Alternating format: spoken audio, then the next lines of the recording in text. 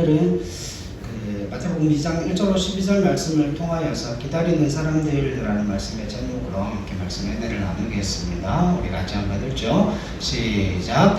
여호와여 주의 긍휼을 내게서 거두지 마시고 주의 인자와 진리로 나를 항상 보호하소서. 시편 40편 11절 말씀. 아멘.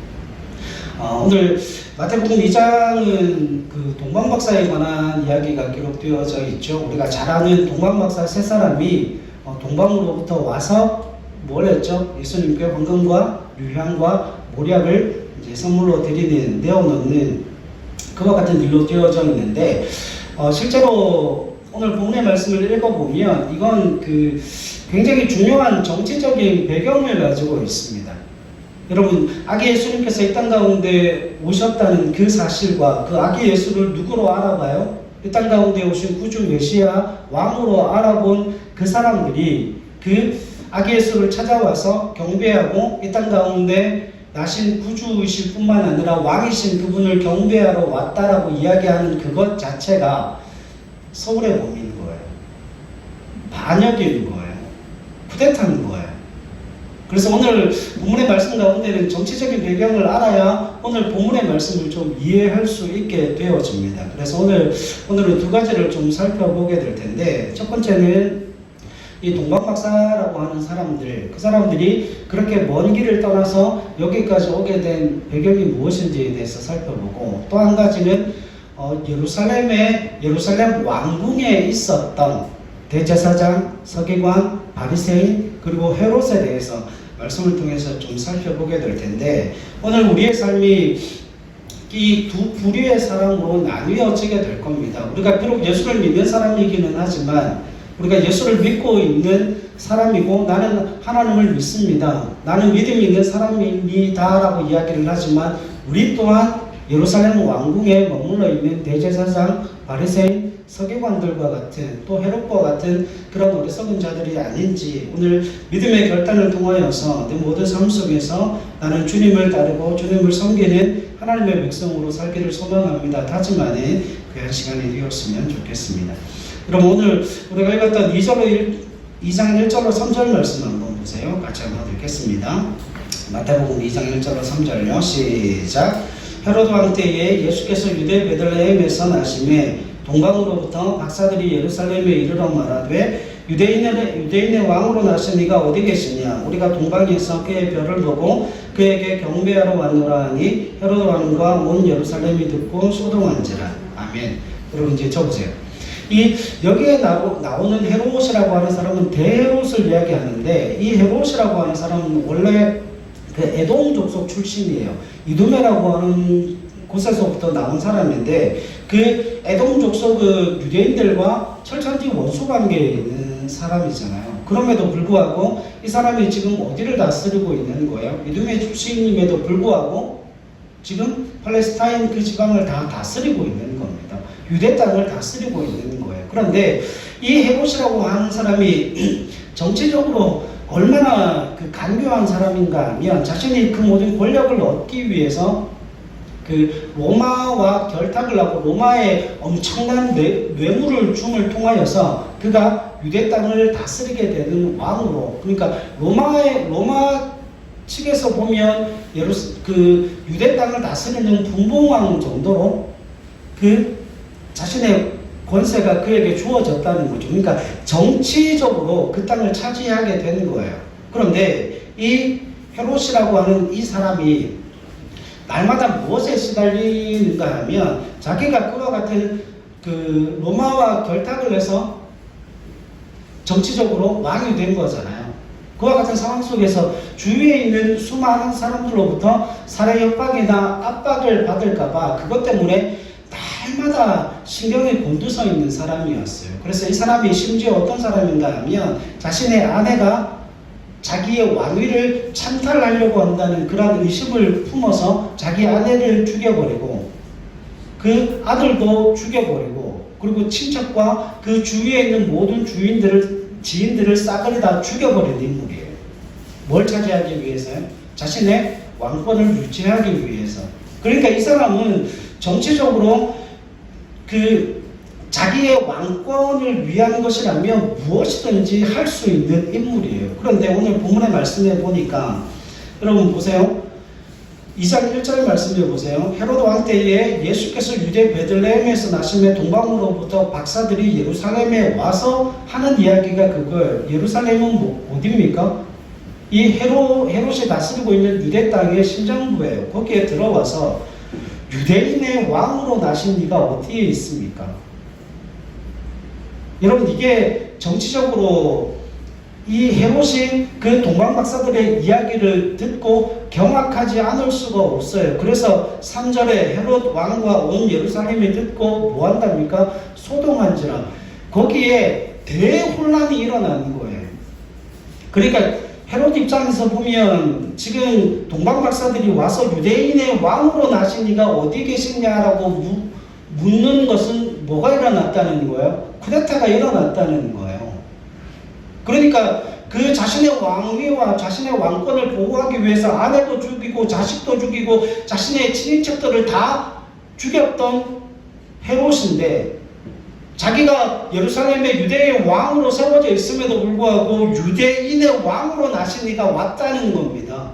그러니까 이게 이해가 안 되는 거예요. 그러니까 정치적으로 지금 이 동방 박사들은 무슨 위기에 처해 있는 겁니까? 헤롯으로부터 죽임을 당할 위험에 노출되어 있는 상황이에요. 자, 그런 상황 가운데서 우리가 한 가지 살펴봐야 될 건 이 동방 박사들이 누구냐라고 하는 거예요.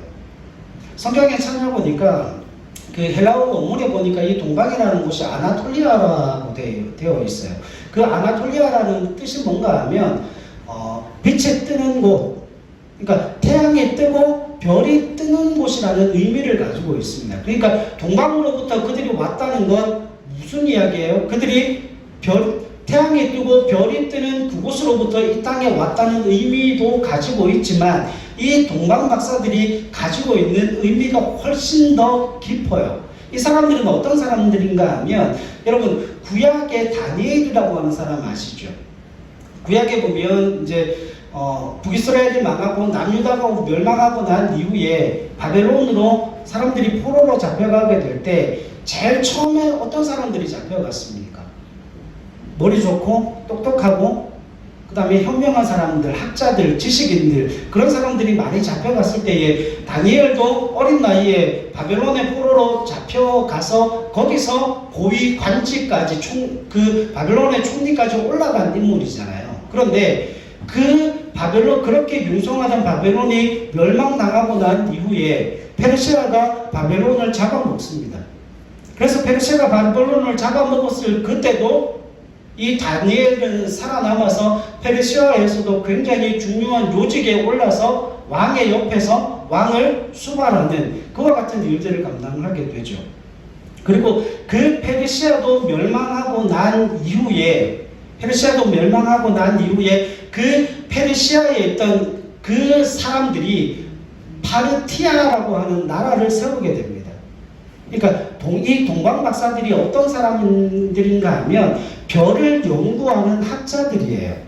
그러니까 성경상으로 보면 점성술사로 나와 있거든요. 그런데 이걸 오늘 우리 현대의 언어로 표현하면 천문학자들이에요.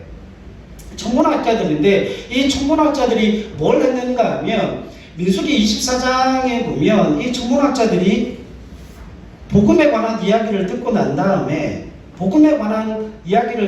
다음에 그 이후로 그 믿음이 전수되고 그 믿음이 신앙적으로 계승되어지고 난 이후에 그들이 날마다 하늘을 보면서 뭘 기다렸는가 하면 그 민수기 24장에 나오는 발람이 예언했던 그 한 별을 기다리고 있었다라고 하는 거예요.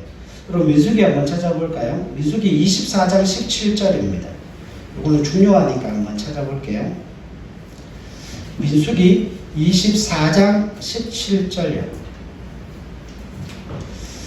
거짓 선지자 발람의 예언임에도 불구하고 하나님이 그의 입을 통해서도 하나님의 은혜와 그 역사를 이루시는 장면이에요. 24장 17절 구약성경 238면에 있습니다. 같이 읽을게요. 시작. 내가 그를 보아도 이때의 일이 아니며 내가 그를 바라보아도 가까운 일이 아니로다. 한 별이 야곱에게서 나오며 한 규가 이스라엘에게서 일어나서 모압을 이쪽에서 저쪽까지 쳐서 무찌르고 또 셋의 자식들을 다 멸하리로다. 아멘. 여기에 보면 뭐가 나와요? 한 별이 나오죠. 한 별이 나오고 요한계시록 22장 16절 말씀에 보면 예수님이 예수님 자신을 누구라고 표현하는가 하면 광명한 새벽별이라고 표현을 합니다. 자, 그럼 적으세요. 민수기와 요한계시록에서 그 별은 뭘 의미한다는 거예요? 한 별이? 그러니까 천문학자들이 하늘을 보면서 별을 관측하고 태양을 관측하고 우주를 관측하면서 한 별이 뜨는데 그 뜨는 별은 무엇과는 전혀 달라요. 기존에 있었던 별과는 우리가 기존에 관측하던 그 별과는 전혀 다른, 누가 보아도 하늘을 연구하는 천문학자들이 보기에는 누가 보아도 이상한 별, 그러니까 밝게 끝없이 밝게 광명한 밝게 빛나는 별이 떠오르게 되면 그 별을 통하여서 뭘 안다는 거예요? 메시아가 이 땅에 오셨다는 그 사실을 그들이 알고 기다리고 있던 사람들이에요. 그러니까 민수기 24장에 나오는 그 한 별이 떠오르게 될 것이고 그 한 별이 떠오르게 되면 이 땅을 구원할 메시아가 이 땅 가운데 오셨다는 그 사실을 알라는 거죠. 그런데 여러분, 그 천문학자들이 누구로부터 복음을 듣게 되었을까요? 가장 유력하게는 다니엘이라고 하는 그 사람으로부터 그 땅에 복음이 들어가게 됐고, 그 복음이 전해지는 그 가운데 민수기 24장 17절 그 말씀이 그들에게 주어져서 그들이 뭘 바라보는 사람이에요? 하나를 바라보며 메시아를 대망하고 고대하고 기다리고 있던 사람들이라는 거예요. 그러니까 이 마태복음 2장 1절 말씀에 보면 동방으로부터 태양이 뜨고 별이 떠오르는 곳으로부터, 이건 이중적인 의미가 있죠. 동방이 원래 그런 곳일 뿐만 아니라 실제로 그곳에서 한 별이 떠오르게 되고 그 한 별이 떠오르게 되었을 그때에 그 별을 관측함을 통하여서 메시아가 왔다는 그 사실을 그들이 뭐 하는 거예요? 알게 되어지는 거죠. 여러분, 복음이 증거되어지고 난 이후에 바벨론도 망하고 이 다니엘이 바벨론의 포로로 잡혀갔습니다. 그리고 그 다음 바사 제국, 페르시아 제국도 멸망하고 난 이후에 파르티아라고 하는 그 땅에서 하늘을 연구하고 천체를 연구하던 그 사람들이 그 복음이 전해져서 수백 년 동안 그들이 어떤 사람들이 되어지는 거예요? 메시아를 고대하고 기다리는 사람이 되어졌던 거죠. 자, 그와 같은 상황 속에서 그들이 한 별이 떠오르는 모습을 보고 뭐 한 거예요? 그들이 자신의 모든 그 고위 관직을 다 내어버리고 어디로 온 겁니까? 동방으로부터 예루살렘으로 와서 아기 예수를 찾고 있는 거예요. 여러분 생각해 보십시오. 이게 가능한 일이겠습니까? 여러분, 이게 가능한 일이겠습니까? 우리가 성경을 보게 되면 이해할 수 없는 일들이 얼마나 많은지 몰라요. 여러분, 우리는 황금과 유향과 몰약을 드렸다는 이유로 동방박사가 세 사람이라고 이야기를 하죠. 근데 여러분, 그 페르시아로부터 이 예루살렘에까지 오는 그 거리가 적어도 2000km예요. 그러면 세 사람이 그 먼 여정을 오는데 세 사람이 올 수 있겠습니까?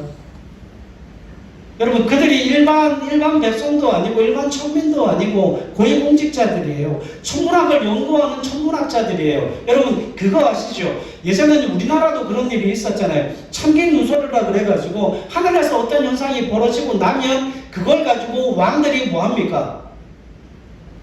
좋은 일과 나쁜 일을 이야기하라고 그러잖아요. 점성술사를 데려다가. 그런데 그렇게 하늘을 연구하는 그 사람들을 향하여서 왕이 천민을 다루듯이 그렇게 대접합니까? 아니요. 자기의 상사가 다른 일이기 때문에 굉장히 중요한 요직에다가 앉히죠.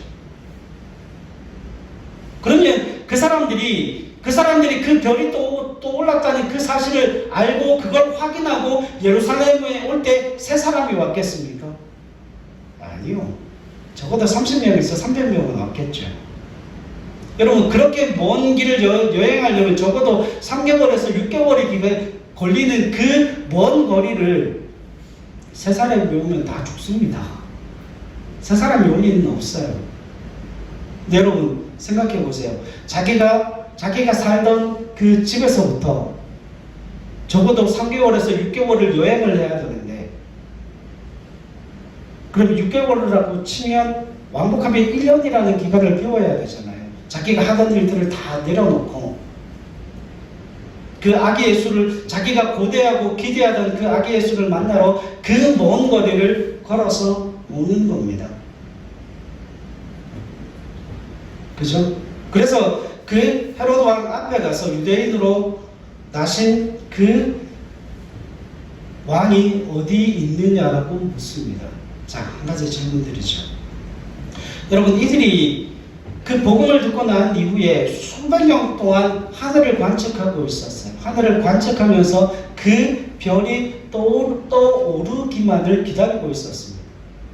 그런데 정말 그들이 그 민수기 24장 17절 말씀을 마음에 품고 한 별이 떠오를 때까지 그 하늘을 관측하며 믿음을 지키며 이 땅 가운데 메시아가 올 것을 기대하며 고대하고 기다린 날이 수백 년이에요. 그러면 여러분, 그들이 몇 프로의 가능성을 가지고 있었을까요? 그들은 몇 프로의 가능성을 가지고 있었을까요? 0.00001%의 가능성을 가지고 있었겠죠. 여러분, 그들 주위에 있는 모든 사람들은 그들을 향해서 병신이라고, 너희가 가지고 있는 그 믿음이 잘못된 믿음이라고, 지금껏 복음이 증거되어지고 너희가 하늘을 보며 그 한 별을 기다리고 있는데 그 한 별이 지금 수백 년이 지났음에도 불구하고 그 별이 떠오르지 않았다. 앞으로 그 별이 떠오를 가능성은 없다. 너희가 가지고 있는 믿음은 엇것이다. 너희가 가지고 있는 그 믿음은 잘못되었다. 이들의 상황과 이들의 삶의 형편이 여러분, 누구와 닮아 있었을까요? 여러분, 가만히 생각을 해보니까 노아와 닮아 있는 거예요. 여러분, 노아 시대 때 사람들이 비를 구경했을까요? 비를 구경했을까요? 그렇게 쏟아지는 홍수와 같은, 하늘이 열리고 기쁨의 샘이 터지는 그런 홍수를 단 한 번도 경험해보지 못했을 거예요. 특히나 노아가 방주를 만드는데 그 방주를 어디서 만들어요? 여러분, 산에 만들어요. 산에. 여러분, 이거 바보 아닙니까? 배는 어디다 띄워야 되는데요? 물에다 띄워야 되잖아요. 근데 그 방주를 높은 산에 만들어 놓으면 그 배를 도대체 어디다가, 그 방주를 어디다가 띄웁니까? 사람들이 다 손가락질하고 난리가 났죠. 저 인간, 저 병신 같은 인간, 왜 배를 만드는 것 같은데 왜 저걸 그 높은 산 중턱에다가 만들어? 바닷가에다 만들어야지. 여러분, 똑같은 이야기예요. 저들이 한 별을 기다리고 있다고 그러는데 수백 년이 지난 지금까지도 그 별은 떠오르지를 않았고 그 어떤 별도, 그 어떤 이상한 별도 하늘에 나타난 적이 없다는 거예요. 근데 드디어 그들 앞에 한 별이 떠오릅니다. 그들이 한 별이 떠올랐을 때 여러분, 이 의문을 가졌어요. 그 한 별이 떠올랐을 때 그들이 받았을 충격이 어느 정도였는가 하면, 여러분, 하늘의 별이 한두 개입니까? 하늘의 행성이 한두 개입니까? 그러면 여러분, 그 천문학자들이 그걸 봤을 때, 한 별이 딱 떠올랐을 때 그들이 한눈에 알아봤다는 거 아닙니까? 한눈에 알아봤다는 건 그들이 수백 년 동안 살펴보고 수백 년 동안 연구한 그 결과에는 없는 그 별이 떠올랐을 때에 그들이 뭘 기억해야 되는 거예요? 민수기 24장 17절을 기억해야 되는 거예요. 한 별이 떠올랐어. 그리고 저 별이 우리를 누구에게로요? 예수님께로 인도할 거야. 그리고 그들이 미가서 5장 2절 말씀을 알고 있었죠. 미가서 5장 2절 말씀에 뭐라고 그럽니까? 미가서 5장 2절 말씀에 보면 여러분 메시아가 어디서 나온대요? 유대 땅 베들레헴에서 나온다라고 기록이 되어져 있지 않습니까? 그러니까 그들이 그 말씀을 따라서 이제는 그 0.00001%의 가능성이 그들 앞에 드러나고 나타났을 때에 그 천문학자들이 100%의 확신을 가지고 자신의 모든 것을 다 내려놓고 아기 예수를 만나러 옵니다. 그럼 저 한번 보세요. 0.0001%의 가능성을 보고 그 0.0001%의 가능성에 100%의 확신을 가지고 자신의 모든 것을 다 버리고 어디로 온 거예요? 예루살렘으로 온 거예요. 유대 땅으로 온 거예요. 여러분 이게 믿음이라고 하는 거예요.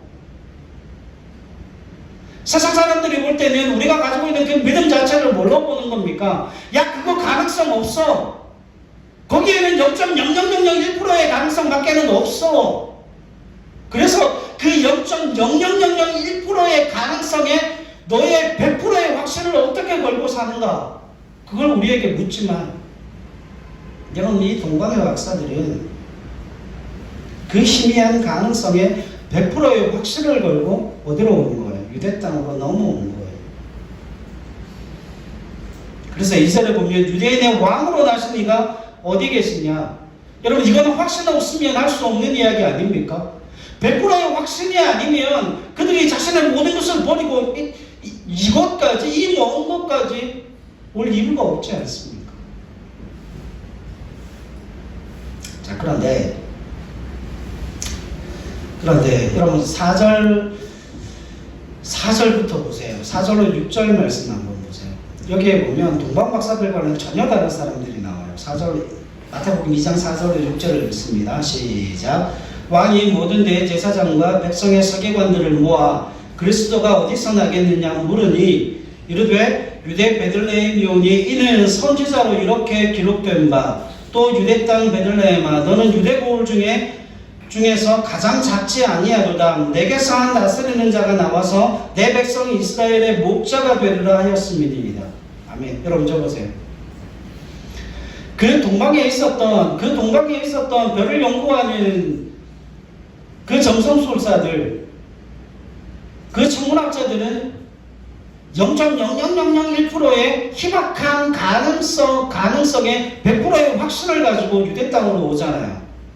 그런데 지금 4절부터 6절에 나오는 헤로드 왕이 대제사장과 서기관들을 모아서 그들에게 묻습니다. 왕이 어디서 나겠느냐? 그리스도가 어디서 나겠느냐? 물으니까 이 서기관들이 뭐라고 그럽니까? 정확하게 알려주죠. 유대 땅 베들레헴입니다. 아니 그 유대 땅 베들레헴을 어떻게 확신하냐? 선지자의 글에 그 말씀이 있습니다. 이게 미가서 5장 2절이잖아요. 자 그러면 여러분 줘봐요. 고개를 들어 줘봐요. 지금 헤롯이 대제사장과 서기관들을 불러서 물었을 때 그들에게는 뭐가 있어요? 100%의 가능성이 있어요. 맞습니까? 100%의 가능성이 있어요. 선지자의 글에 미가서 5장 2절에 그들은 하나님을 믿는 사람들이에요. 그들은 성경을 믿는 사람들이에요. 그들이 가지고 있는 그 말씀 가운데 미가서 5장 2절에 유대 베들레헴에 메시아가 그리스도가 오실 것이라고 하는 그 예언의 말씀이 기록되어져 있어요. 그들은 100%의 가능성을 가지고 있습니다. 그런데 그들에게 확신이 있어요, 없어요? 그들에게 확신이 있어요, 없어요? 확신이 없어요. 그들은 100%의 가능성을 가지고 있는데 0.0001%의 확신도 가지고 있지 않습니다. 왜 그럴까요? 그걸 어떻게 알 수 있을까요? 여러분 예루살렘으로부터 유대 땅 베들레헴까지 어느 정도 걸리는 줄 아십니까? 지금 현재도 차로 가면 20분이에요. 그 당시에는 차가 없었으니까 그 예루살렘에서 베들레헴까지 가면 얼마나 걸릴까요? 반나절이면 가요. 여러분, 유대인의 왕이 아니고 이 땅을 구원할 메시아가 오셨다는데, 그 미가서 5장 2절에 선지자의 글에 예언된 그 메시아가 이 땅 가운데 오셨다는데, 여러분 이해가 됩니까? 대제사장이, 서기관이, 바리새인들이 그 예루살렘 왕궁에 있는 그 어떤 정치 권력을 가진 누구도 어디를 가지 않아요. 아기 예수님이 탄생하신 그곳에 내려가지를 않습니다. 거기 가서 경배할 생각을 하지 않습니다. 여러분, 그들은 100%의 가능성을 가지고 있어요. 왜냐하면 하나님의 말씀, 그 예언의 말씀을 그들이 가지고 있음에도 불구하고 그들은 100%의 가능성을 가지고 있음에도 0.1%의 확신이 없는 거예요. 그러니까 뭘 못하는 겁니까? 아기 예수가 있는 그곳으로 가지를 못한다는 거예요. 여러분, 실제로 지금 7절에 보면 헤롯이 박사들을 불러서 이렇게 이야기합니다. 별이 나타난 때를 자세히 묻고 8절에 베들레헴으로 보내며 이르되 가서 아기에 대하여 자세히 알아보고 찾거든 내게 구하여 나도 가서 그에게 경배하게 하라. 여러분, 이게 진실일까요? 거짓일까요? 이게 진실일까요? 거짓일까요? 거짓입니다. 이거 거짓인 거 어떻게 알아요? 12절에 보면 동방박사들이 그들은 꿈에 헤롯에게로 돌아가지 말라 지시하심을 받아 어디로 돌아가요? 다른 길로 고국으로 돌아가죠. 그러면 지금 이 동방박사들을 헤롯이 다시 만나요? 못 만나요? 못 만나죠. 그러니까 아기 예수를 누구만 경배합니까? 동방박사들만 경배를 하게 되죠. 대제사장도, 서기관들도, 바리새인들도, 헤롯도 그 아기 예수가 있는 곳이 어딘지 몰라요. 그냥 베들레헴 안에 있다는 것만 알죠. 그래서 이 헤롯이 베들레헴과 그 지역에 있는 모든 지역의 2살 아래로 태어난 모든 남자아이를 다 죽이도록 영아 살해 명령을 내립니다. 그래서 수많은 영아들이 살아됐어요. 그때 실제로. 그러면 지금 헤롯이 지금 아기 예수를 경배한다는 거예요? 안 한다는 거예요? 말로는 경배한다라고 이야기를 하지만 그 속에는 자신의 왕권을 위해서 누구를 죽이려고 하는 겁니까? 이 땅 가운데 메시아로 오신 그 예수님을 죽이기 위해서, 그 예수가 어디서 태어난지를 모르고 어디에 있는지를 모르니까 베들레헴과 그 지역 주변에 있는 모든 곳에 영아들을 다 죽이라고, 남자아이를 다 죽이라고 명령을 내립니다. 여러분, 왕의 명령, 황제의 명령은 곧 뭐예요? 현실이에요. 명령이 떨어지면 죽이는 겁니다. 명령이 떨어지면 죽는 거예요.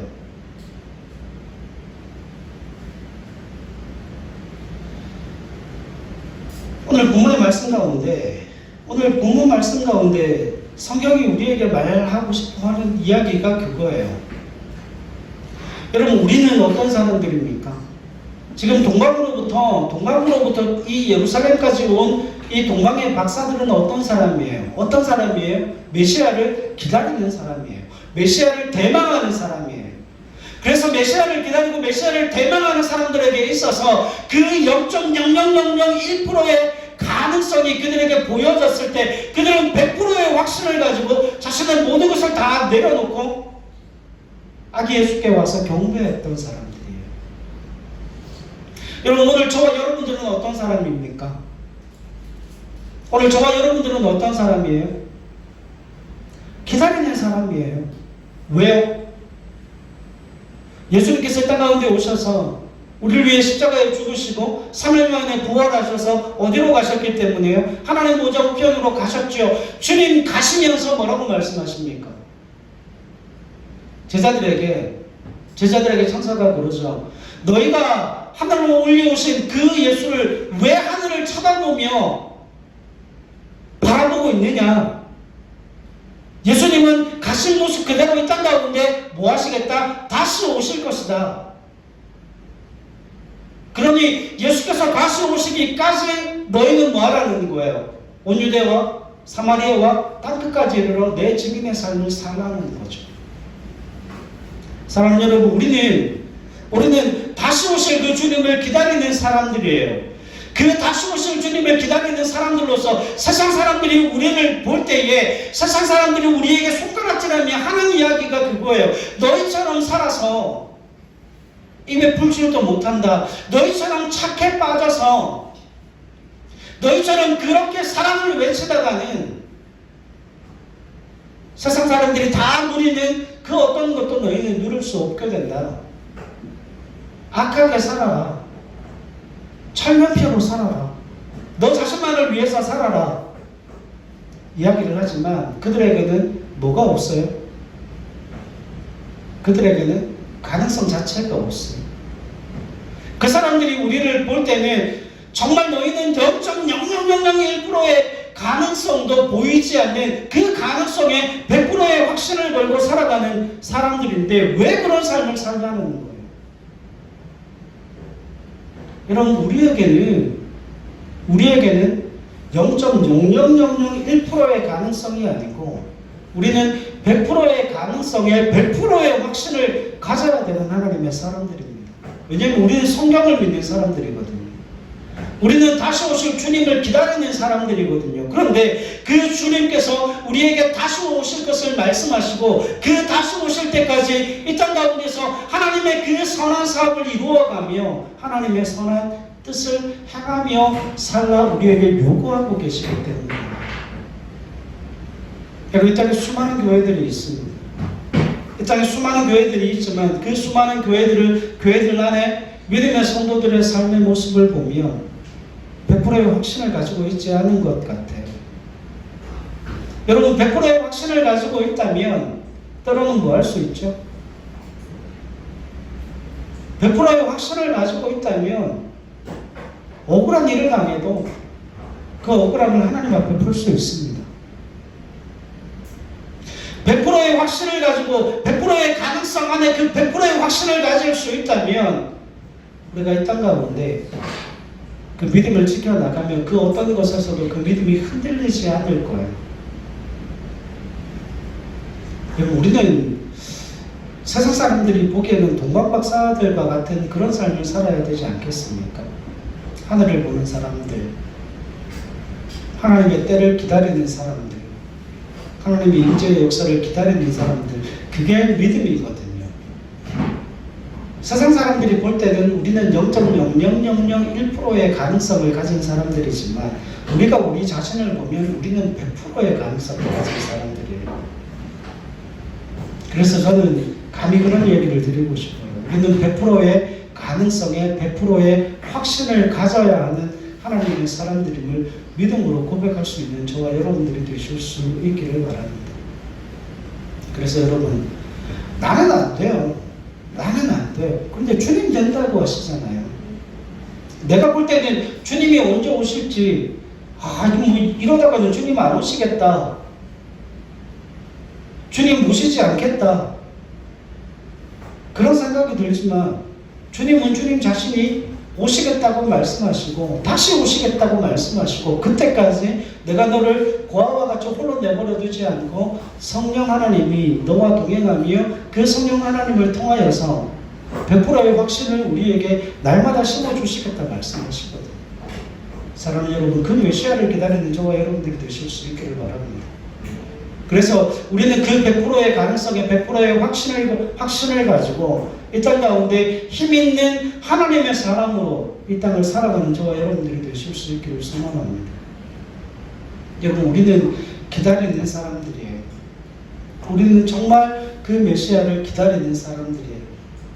그래서 올 한 해를 마무리하면서 주님, 2023년도에도 주님을 열심히 기다리고 주님께서 말씀하신 그 믿음의 사역을 최선을 다해서 감당했지만 여러모로 부족한 점이 많고 여러모로 나약한 점이 많았습니다. 그러나 2024년도에는 올해보다 훨씬 더 나은 그 믿음의 진전을 이루어갈 수 있는 은혜를 주시고 그 100%의 가능성에 100%의 확신을 붙들고 이제는 정말 그 믿음을 믿음의 확신을 우리에게 더하여 주시는 그 은혜로 말미암아 우리의 날마다의 발걸음 속에 주님의 인재를 경험하고 맛보는 하나님의 사람들 되게 도와주시고 그 수많은 일련의 발걸음들 속에 하나님의 살아 역사하심에 생동감 있는 그 믿음의 사람으로 믿음의 사역으로 이 땅을 살게 하여 주옵소서. 기도하며 고백하며 도전하는 저와 여러분들의 한 해가 되어줄 수 있기를 소망합니다. 기도하겠습니다.